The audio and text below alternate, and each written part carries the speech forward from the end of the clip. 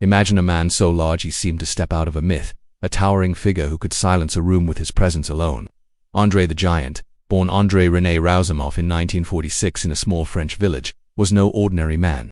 He stood over 7 feet 4 inches tall, weighed more than 520 pounds, and carried a strength that made him a legend.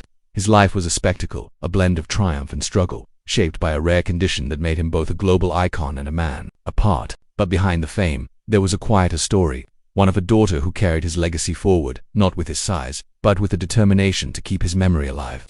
This is the tale of Andre the Giant and his daughter, Robin Christensen Roussimoff, a story of larger-than-life moments and the human truths that linger in their shadow.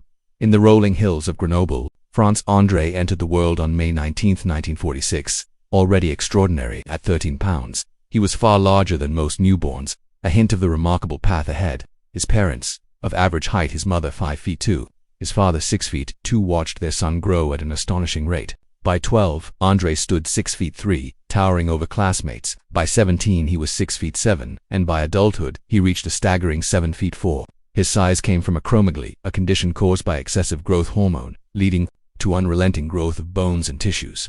It gave him hands twice the size of an average man's, feet that required size 22 shoes, and a presence that filled every space he entered. Yet, it also brought challenges that would define his life in ways the world rarely saw.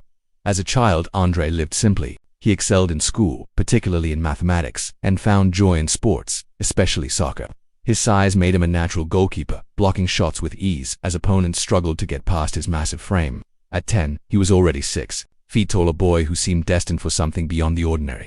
But life in rural France was not always kind to someone so different. School ended early for Andre, not because of failure, but because his father needed help on the family farm. At 14, legally allowed to leave school under French law, he traded books for labor. His strength equal to several men, he could lift bales of hay with ease, move equipment that others couldn't budge, and complete tasks in half the time.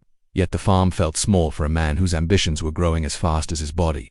Restless, Andre sought a stage where his size would not just be accepted but celebrated. He found it in professional wrestling. In his late teens, he moved to Paris, a city buzzing with possibility.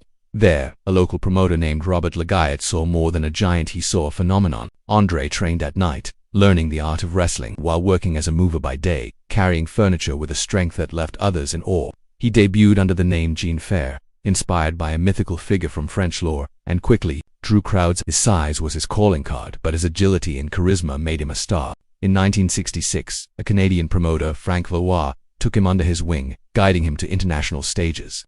Andre's televised debut in France against Le Petit Prince sparked a sensation, and soon the world was watching. By the 1970s, Andre was a global name, dubbed the eighth wonder of the world. Crowds filled arenas to see him. Children gazed in wonder, adults marveled at his power. He joined the World Wrestling Federation, now WWE, in the 1980s, and his fame soared to new heights. He wrestled nearly 300 days a year, his matches a spectacle of strength and skill. Opponents struggled against him. It often took 2 or 3 to pose a challenge. His hands, large enough to palm a basketball, could lift men with ease. He remained undefeated for years, not just because of skill, but because his body seemed unbreakable. Yet, beneath the invincibility, acromegaly was taking its toll, causing pain in his joints, his back, his knees, a silent battle he fought with every step. Life outside the ring was no easier. The world was not built for a man like Andre. Everyday tasks became obstacles. He dialed rotary phones with a pencil, his fingers too large for the holes. Airplanes, essential for his grueling travel schedule, were a nightmare. Lavatories were too small, forcing him to use a bucket for relief. Cars cramped his massive frame, leaving him with aching legs and a sore neck after long drives. Public spaces offered no comfort. He was stared at, photographed without consent, treated as a curiosity rather than a person. In interviews, he spoke of his frustration, of wanting to be seen for who he was, not just his size. "It's not my fault being the biggest and the strongest," he once said, a quiet plea for understanding despite the challenges. Andre's charisma drew people in. He was known for his warmth, his humor, his ability to light up a room. Stories of his drinking were legendary. Tales of consuming dozens of beers or bottles of wine in a single night circulated among wrestlers and fans. Whether he drank 100 beers, as some claimed, or closer to 20 bottles of wine, the stories grew with his mirth. These accounts, while unverified, painted a picture of a man living life on his terms, seeking solace in moments of camaraderie. Yet, they also hinted at the weight he carried, a need to escape the constant scrutiny and pain. Andre's fame extended beyond wrestling. In 1987, he starred as Fezzik in The Princess Bride, a role that showcased his gentle side. His performance, warm and comedic, won hearts worldwide, revealing a man who was more than a giant. The film became a cult classic, and for many it was their first glimpse of Andre's humanity. But behind the screen, his health was deteriorating. Acromegaly caused his bones to grow relentlessly, enlarging his hands, feet, and face. By his late 30s, he needed knee surgery to keep wrestling. Pain became a constant companion, yet he refused to stop, driven by a love for his fans and a fear that medical treatment might end his career. The pinnacle of his wrestling career came on March 29, 1987, at WrestleMania 3. Over 93,000 fans packed the Pontiac Silverdome to watch Andre face Hulk Hogan, a clash that defined an era. The build-up was electric. Andre, once Hogan's ally, had turned against him, setting the stage for a battle of giants. Hogan, at 6'7" and 300 pounds, was dwarfed by Andre's 7'4", 540-pound frame. The match was a spectacle, but it was one moment that became legend. Hogan, summoning every ounce of strength, lifted Andre for a body slam, a feat thought impossible. The crowd erupted as Hogan pinned him, marking a symbolic passing of the torch. That slam, captured in grainy footage, remains one of wrestling's most iconic images. By 1992, Andre's body could no longer keep up. His knees buckled under his weight, his back screamed with every move. He retired that year, his health in steep decline. In January 1993, while in France for his father's funeral, Andre passed away at 46, his heart unable to bear the strain of acromegaly. The wrestling world mourned, but his legacy endured, etched in the memories of fans who saw him as more than a man, a symbol of strength, resilience, and humanity. In the shadow of this giant lived his only child, Robin Christensen Rosenmoff, born in 1979 to Jean Christensen, a woman Andre met through wrestling. Robin's story is one of distance and quiet strength. Andre and Jean's relationship was brief, a fleeting moment in his whirlwind life. When Jean became pregnant, Andre initially doubted he could father a child, a belief rooted in his condition. A court-ordered blood test in 1981 proved otherwise, confirming Robin as his daughter. Andre was ordered to pay child support, between $750 and $1,000 a month, a responsibility he met, though his management team often handled the details. Robin's childhood was far from her father's spotlight. Jean raised her in the United States, shielding her from the chaos of wrestling fame. Andre's schedule, with over 300 days on the road, left little room for fatherhood. Robin met him only a handful of times, their encounters often awkward, tinged with a strain between Andre and Jean. Phone calls were rare, and when they happened, they sometimes turned into arguments between her parents. Robin, cautious as a child, didn't want to visit her father alone, and both parents agreed she should stay away from the wrestling world.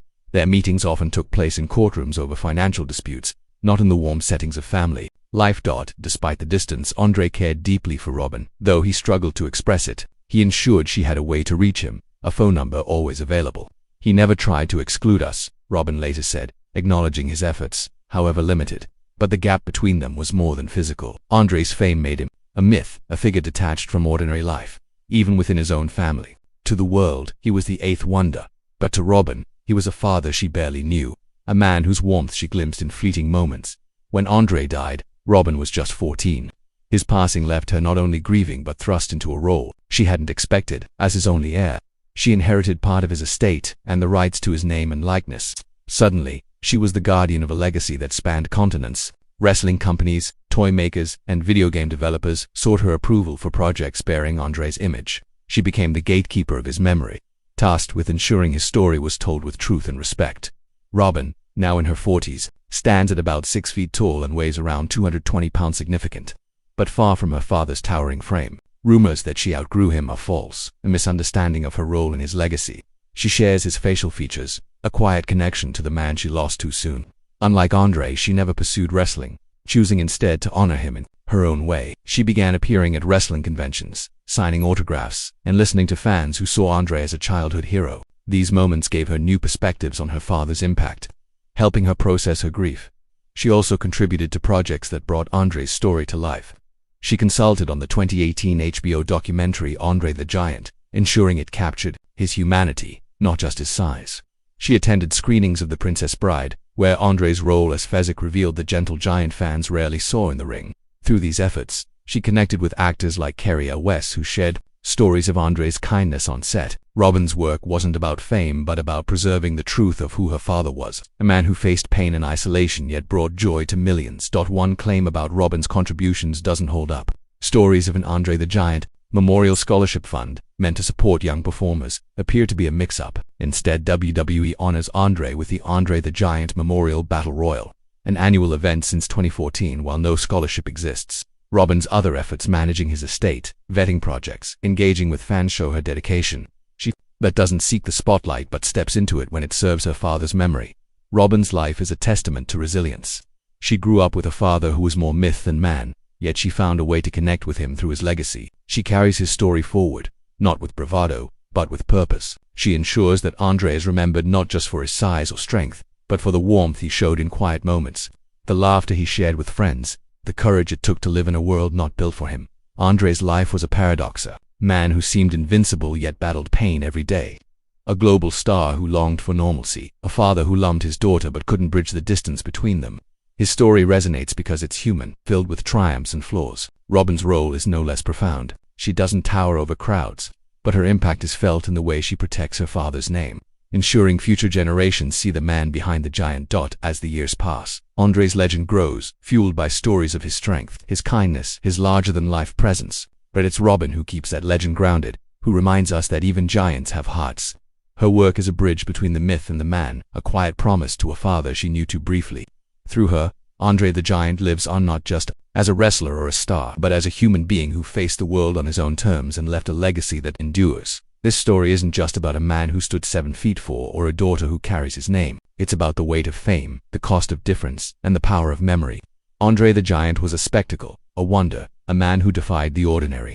Robin Christensen roused him off as his legacy, proving that greatness isn't measured in the size, but in the impact we leave behind. Stay tuned for more stories that remind us of the human heart behind every legend.